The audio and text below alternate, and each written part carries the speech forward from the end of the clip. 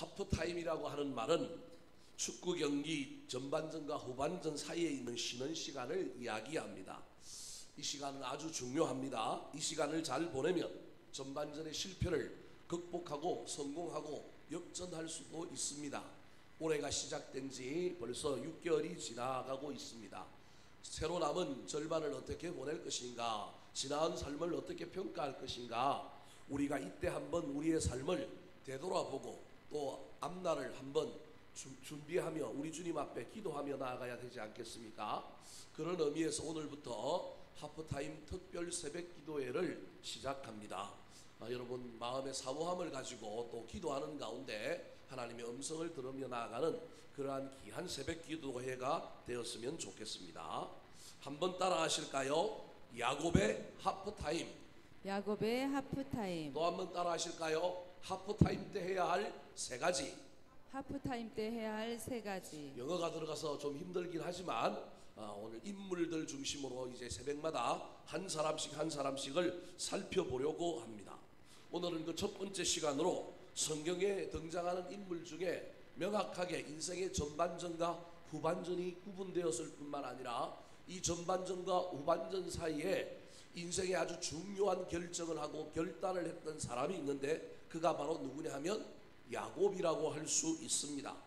야곱의 인생의 전반전은 형 에서와 싸우다가 삼촌 라반의 집에 가서 부자가 되어서 돌아올 때였습니다. 어쩌면 더 명확한 야곱의 하프타임은 야복강에서 하나님께 기도할 때였다고 할 수도 있습니다.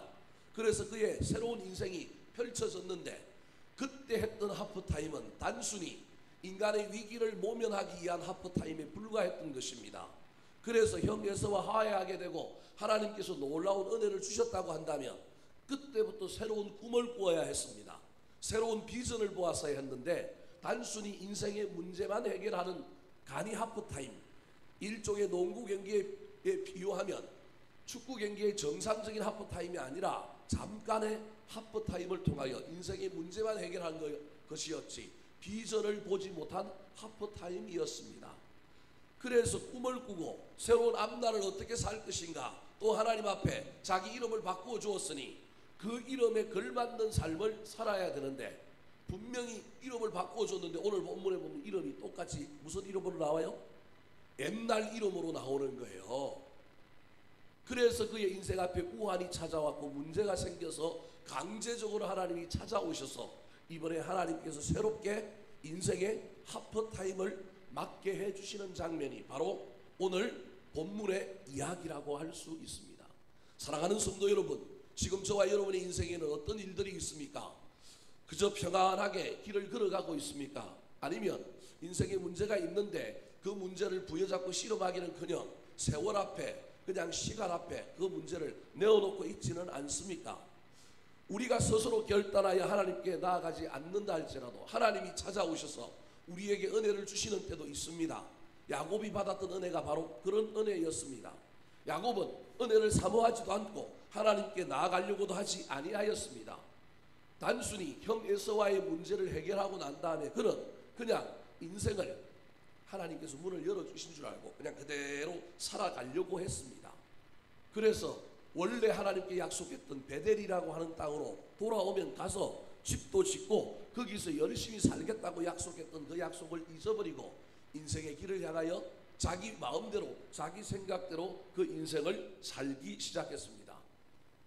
야복강 사건 이후에 야곱이 자기 인생을 자기 마음대로 살았다라고 하는 이야기가 어디에 나옵니까? 창세기 33장 18절 19절에 나옵니다. 같이 한번 읽어볼까요? 시작.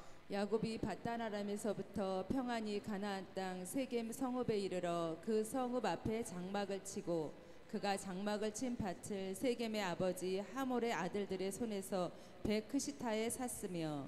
자, 18절에 보니까 분명히 야곱이 그렇게 얘기합니다.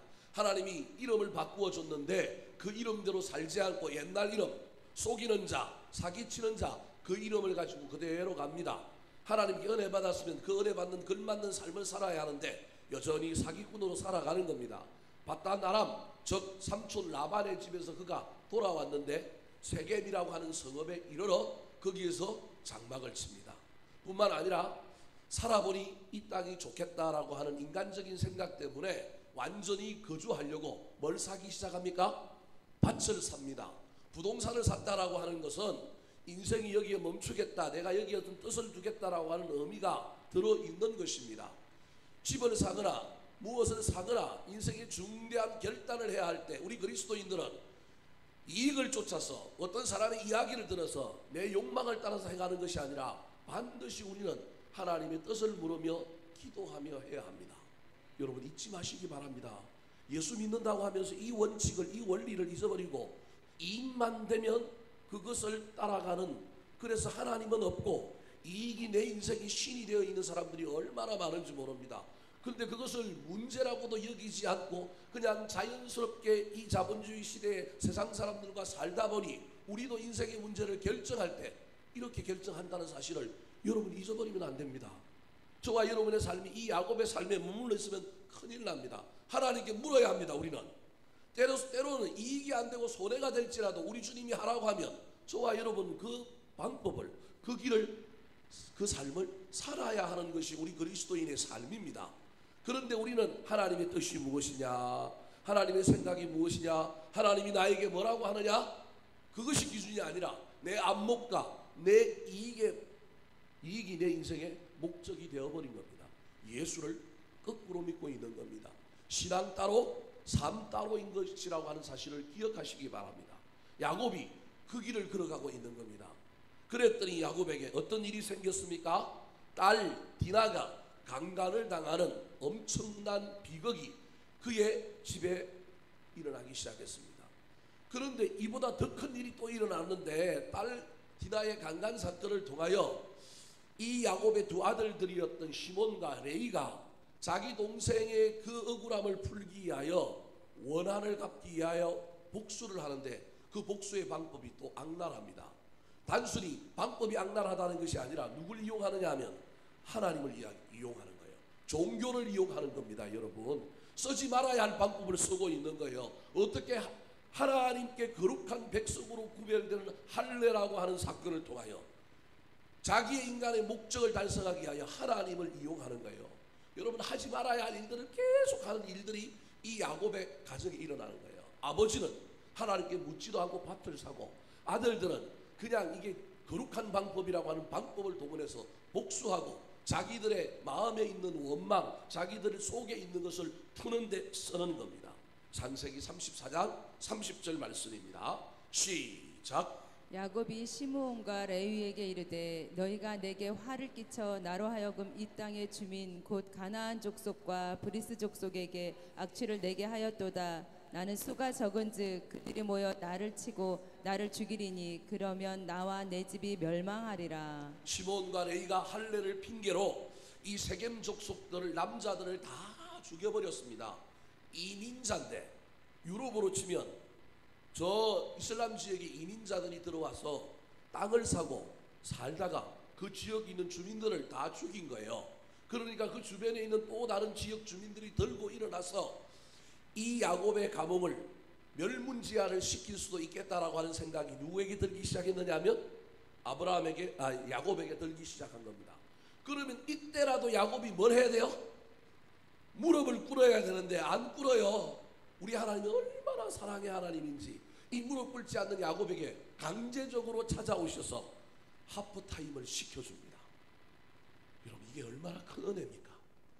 그가 본인이 결단하고 스스로 하나님께 나아가서 무릎 꿇고 주여, 제가 죄를 지었나이다. 어찌해야 되겠습니까? 제 인생을 어떻게 바꿔야 되겠습니까? 앞날을 어떻게 살아야 되겠습니까? 이렇게 물어봐야 되는데 그게 아니라 죄를 짓고 있는, 여전히 동일하게 야곱으로 살아가고 있는 이 야곱에게 하나님께서 찾아오셔서 그에게 깨닫게 하여 주시고 은혜를 베풀어 주시고 조율해 주시고 새로운 앞날을 보게 해주시는 놀라운 장면이 바로 오늘 본문 창세기 35장 1절 말씀입니다. 1절 말씀 같이 한번 읽어볼까요? 시작. 하나님이 야곱에게 이르시되 일어나 베델로 올라가서 거기 거주하며 내가 내 형 에서의 낯을 피하여 도망하던 때에 내게 나타났던 하나님께 거기서 제단을 쌓으라 하신지라. 여러분, 명확한 야곱의 문제를 하나님이 지적하십니다. 뭐라고 얘기하고 있냐면 베델로 올라가서 거기 뭐하며? 거주하며 네가 지금 거주하는 건 내가 원하는 땅이 아니라는 거예요. 하나님이 명확하게 이야기합니다. 그리고 야곱에게 없었던 삶을 하나 지적하고 있는데 그게 뭐예요? 제단을 쌓아라. 너의 신앙에 문제가 있다. 너의 삶에 문제가 있다. 그러니 네 인생에 지금 문제가 생겨나고 있으니 너 다시 무릎 꿇어라. 제단 쌓는 가운데 하나님께 음성을 구하고 하나님께 앞날을 구하는 삶을 살아라. 그렇게 말하고 있는 것입니다. 사랑하는 성도 여러분, 이 새벽 기도에 어떻게 오셨습니까? 새벽 기도 한다니까 오셨습니까? 아니면 습관을 따라 오셨습니까? 여러분 할 수만 있다면 하나님의 음성을 들었으면 좋겠습니다. 할 수만 있다면 아무것도 아닌 것일 수도 있지만 우리 인생의 절반을 잘 되돌아보고 우리 인생의 또 오늘 올 한 해의 절반을 어떻게 살아갈 것인가 할 수만 있다면 주님 그럭저럭 평범하게 그냥 그랬던 것처럼 그런 것이 아니라 하나님 말씀해 주십시오. 어떻게 살아야 할까요? 무엇을 초점을 두어야 하겠습니까? 우리 주님께 묻고 인생의 하프타임을 잘 감당하며 달려가게 되시기를 우리 구주 예수 그리스도의 이름으로 축원합니다. 자, 그렇다면 이 새벽 기도라고 하는 이 하프타임에 저와 여러분이 해야 할 일은 무엇일까요? 강제적으로 찾아오셔서 인생의 하프타임을 시켜주시고 우리 주님께서 은혜를 주셨던 그 놀라운 그 은혜가 야곱에게 무엇을 요구하고 있을까요? 첫 번째 하프타임에 저와 여러분이 해야 할 것입니다. 따라 하시겠습니다. 일어나야 합니다. 일어나야 합니다. 1절 말씀 같이 한번 읽어볼까요? 시작. 하나님이 야곱에게 이르시되 일어나 베델로 올라가서 거기 거주하며 내가 내 형 에서의 낯을 피하여 도망하던 때에 내게 나타났던 하나님께 거기서 제단을 쌓으라 하신지라. 오늘 설교의 내용이 저 1절 안에 다 들어있습니다. 노란색으로 밑줄을 그어놓은 단어가 전부 하나하나의 이야기입니다. 따라하십시오. 일어나라, 올라가라, 쌓으라. 이게 오늘 설교의 내용입니다. 다 한 겁니다. 여러분 하프타임 때 저와 여러분이 이 시기 때 반드시 해야 될 일이 있는데 그것이 무엇이냐면 일어나는 겁니다. 두 번째로는 올라가야 합니다. 세 번째로는 쌓아야 합니다. 자, 그렇다면 첫 번째가 일어나야 되는데 어디서 일어나야 될까요? 죄된 자리에서 일어나야 합니다. 실패의 자리에서 일어나야 합니다. 잘못된 곳에서 일어나야 합니다. 하나님은 단순히 야곱에게 일어나라 그랬는데 야곱이 이 작업을 잘 수행합니다. 야곱에게 어떤 깨달음이 있었는지는 모르겠지만 일어나라라고 하는 하나님의 음성을 듣고 그 다음에 야곱이 어떤 행동을 하는지 한번 볼까요? 2절과 4절 말씀 같이 한번 읽어보겠습니다. 시작. 야곱이 이에 자기 집안 사람과 자기와 함께한 모든 자에게 이르되 너희 중에 있는 이방 신상들을 버리고 자신을 정결하게 하고 너희들의 의복을 바꾸어 입으라. 예, 2절을 보니까 버리고 정결하게 하고 바꾸어 입으라. 하나님께서 이 이야기를 야곱에게 지시하지 아니하였습니다. 단순히 뭐라고 얘기했느냐 하면 일어나라 그랬습니다. 그때 야곱이 은혜를 받은 거예요. 야곱이 깨달은 거예요. 여러분 저건 전부 물질적인 거예요. 여러분 인간이 얼마나 물질에 좌우되는 존재입니까? 근데 저걸 그냥 버려버리는 거잖아요. 그냥 저걸 그냥 묻어버리는 거잖아요. 저걸 포기하는 게 쉬워요, 어려워요? 야곱이 대단한 은혜를 받은 겁니다. 대단한 결단을 하는 거예요. 대가를 치르고 얻은 은혜이긴 하지만 제가 보기엔 야곱에게 저게 큰 은혜였다라는 것을 알 수 있습니다. 버리는 거예요. 정결하게 하는 거예요. 옷을 다 바꾸어 입는 거예요. 아, 내가 문제가 있구나. 내가 제약된 자리에 있었구나. 아, 하나님께서 일어나라고 하는 이야기가 이거였구나. 그래서 그가 그것을 전부 가족들에게 다 요구하기 시작하고 가족들은 그 가장의 뜻을 따라서 가지고 있는 것들을 다 가지고 옵니다. 그리고 어떻게 할까요? 4절 말씀 같이 한번 읽어보겠습니다. 시작. 그들이 자기 손에 있는 모든 이방 신상들과 자기 귀에 있는 귀고리들을 야곱에게 주는지라. 야곱이 그것들을 세겜 근처 상수리 나무 아래에 묻고. 얼마나 신들을 많이 가지고 있었는지 아람이라고 바담 아람이라고 하는 지역에서부터 오다 보니까 하나님을 섬기면서도 그들 자신에게 뭐가 있었느냐 하면 우상 신들이 있었던 거예요. 심지어 야곱의 아내 라헬은 자기 아버지가 섬기고 있던 드라빔이라고 하는 가정신을 훔쳐가지고 오잖아요. 그것 때문에 삼촌과 전쟁이 한번 벌어질 뻔했단 말이에요.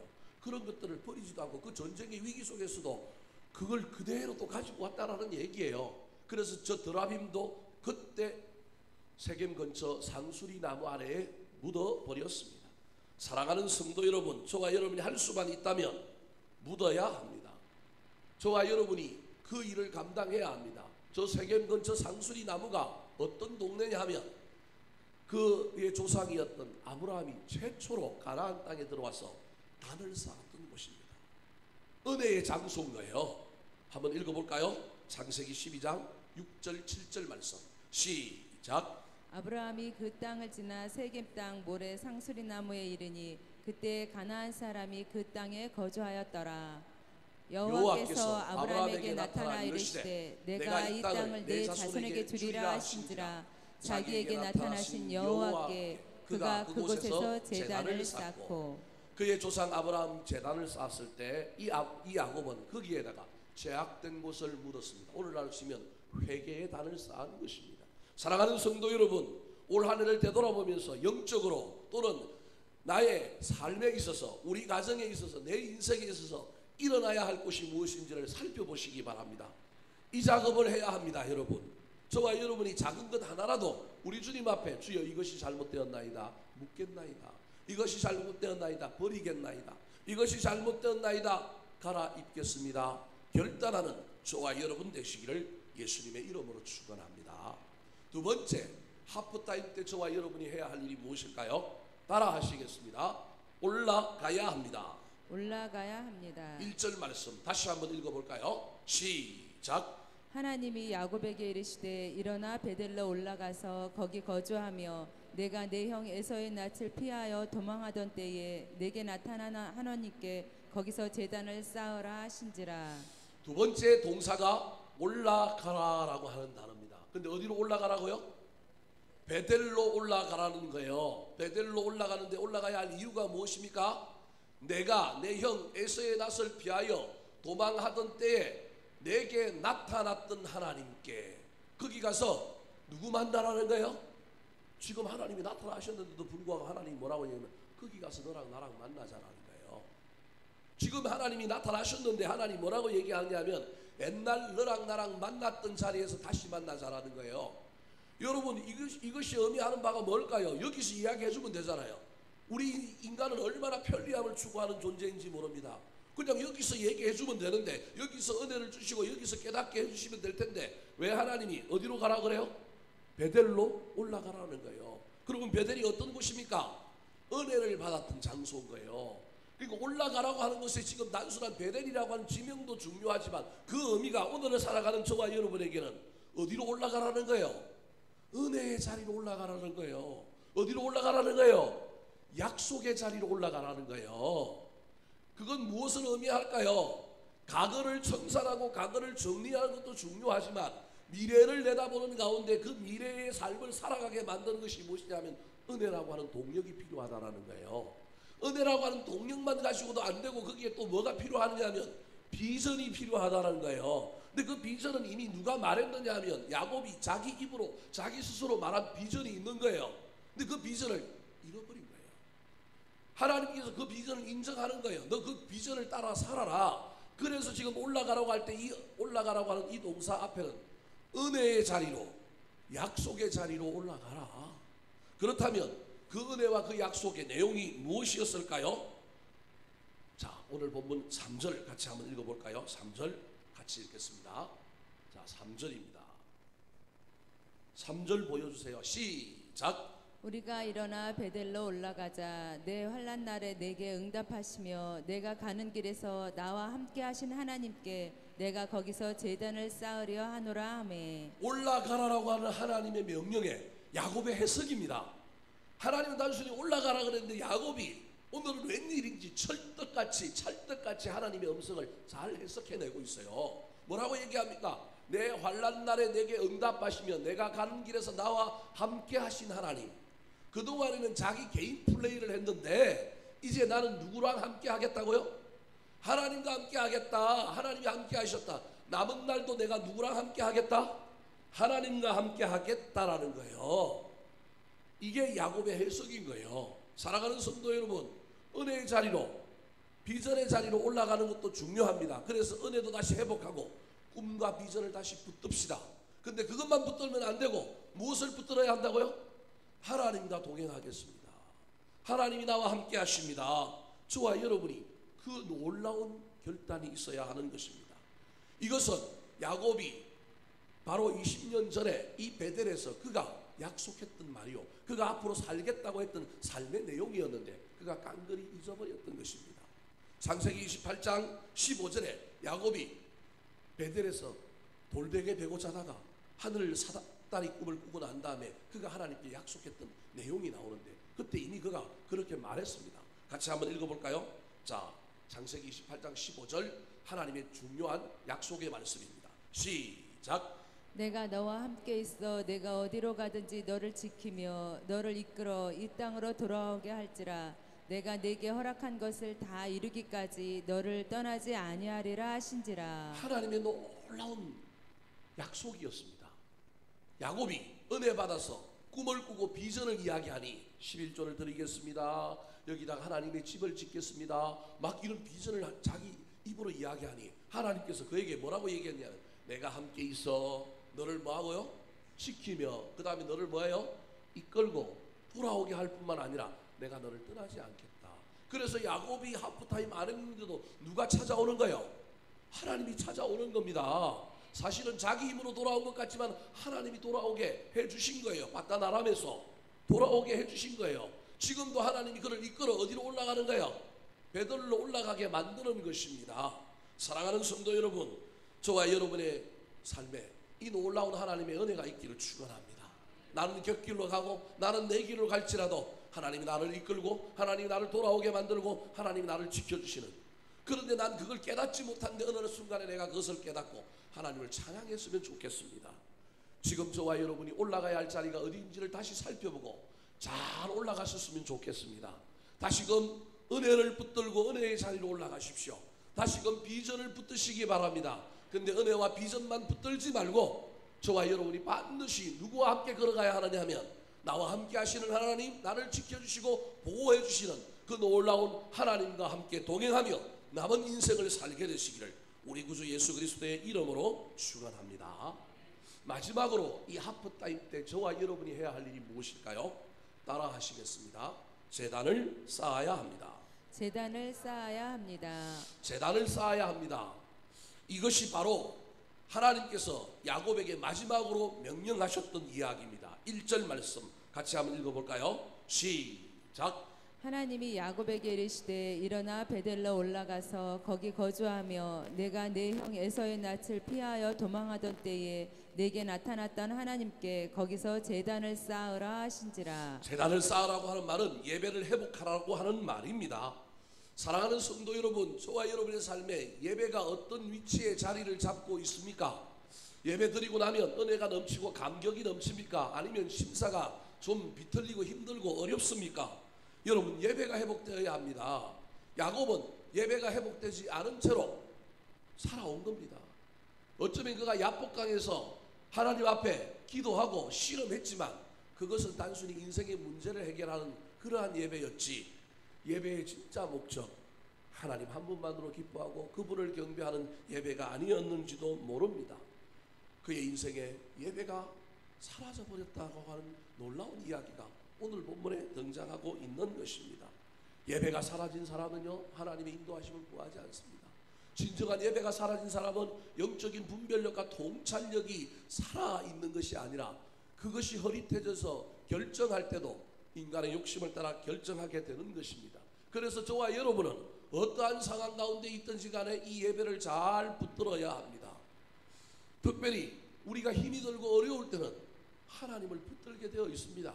야곱도 야복강에서 형 에서와 직면해야 되니 군사 600명을 이끌고 오는 그 형의 무력 앞에 자기 생명이 위태하니 어쩔 수 없이 무릎 꿇고 기도하고 예배합니다.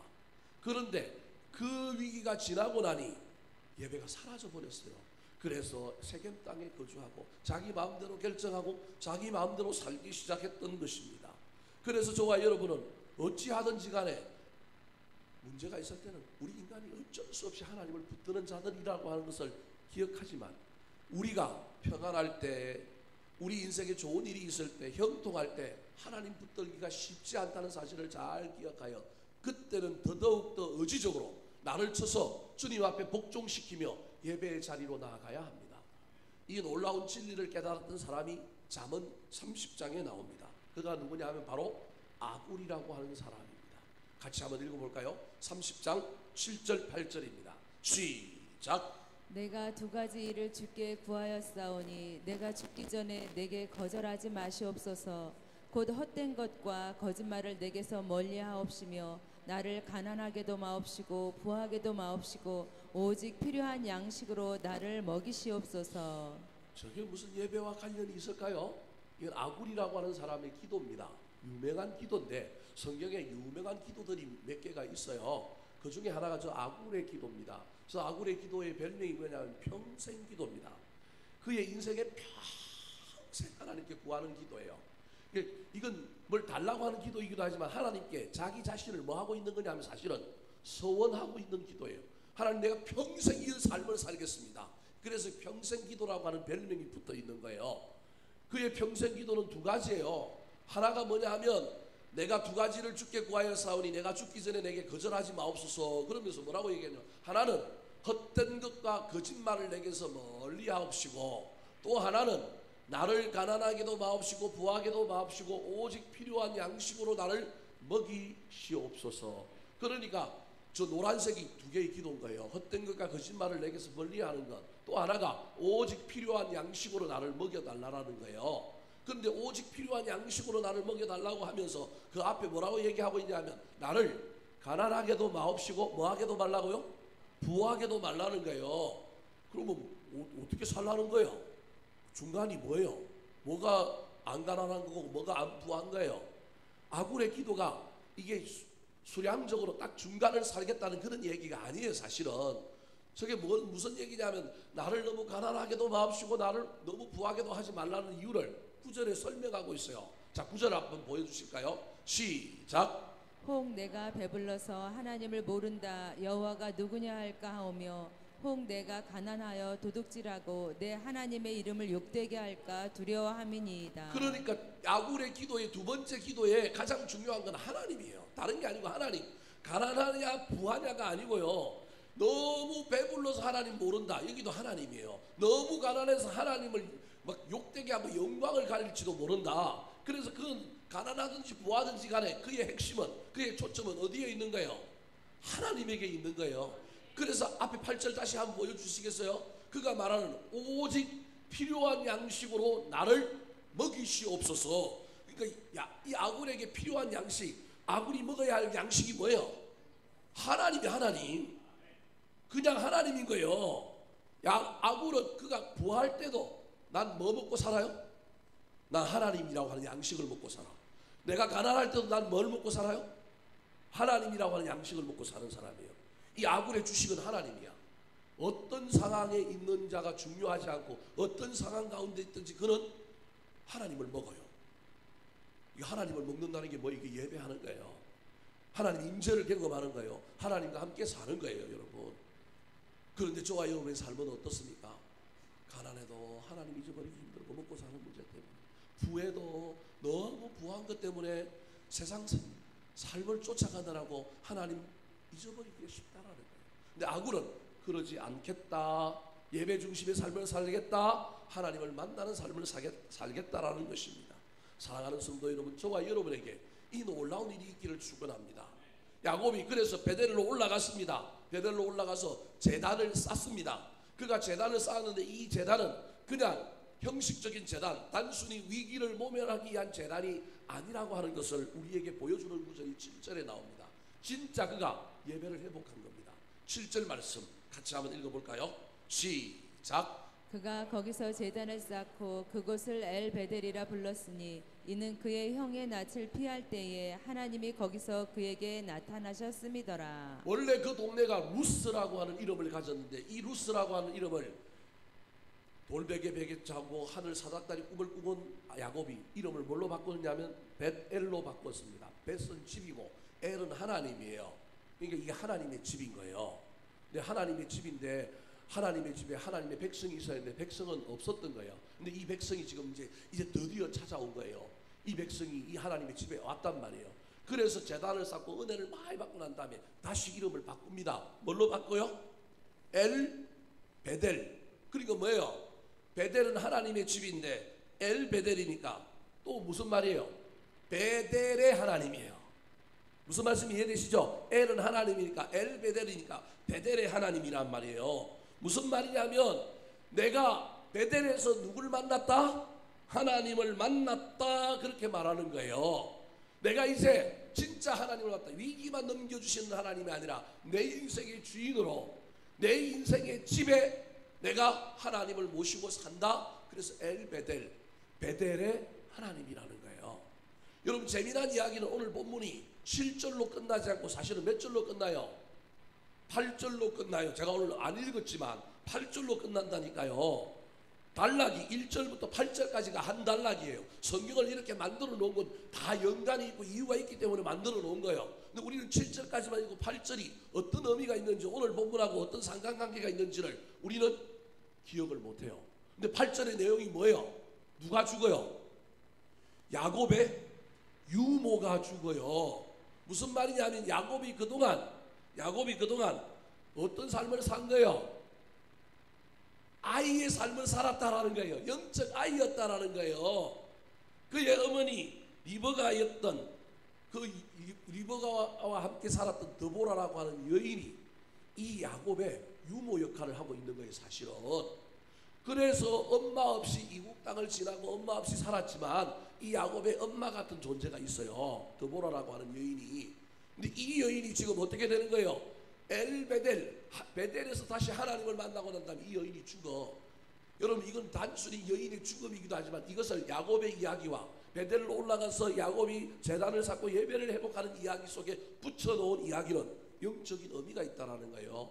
영적인 어린아이가 아니라 이제 엄마가 죽어서 그가 장성한 어른이 되었다라는 거예요. 이제 비로소 야곱이 어른 되었다라는 거예요. 사랑하는 성도 여러분, 저와 여러분이 나이가 아무리 많아도 제가 보기엔 하나님 못 만난 사람은 아이입니다. 사랑하는 성도 여러분, 지금 저와 여러분은 아이입니까? 어른입니까? 저와 여러분이 이 새벽 기도를 통하여 다시금 앞날을 바라보며 저와 여러분의 인생을 바라보면서 저와 여러분의 인생 앞에 하나님, 내가 하나님을 만나기를 원합니다. 예배가 회복되어 하나님 진정 만나서 내가 성인 아이가 아니라 어른으로 살기를 원합니다.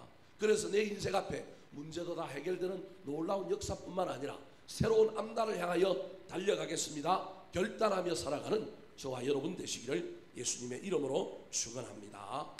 한번 따라 하실까요? 야곱의 하프타임. 야곱의 하프타임. 하프타임 때 해야 할 세 가지. 하프타임 때 해야 할 세 가지. 제약된 자리에서 일어나야 합니다. 죄악된 자리에서 일어나야 합니다. 은혜와 약속의 장소로 올라가야 합니다. 은혜와 약속의 장소로 올라가야 합니다. 제단을 쌓아야 합니다. 제단을 쌓아야 합니다. 이 시간 우리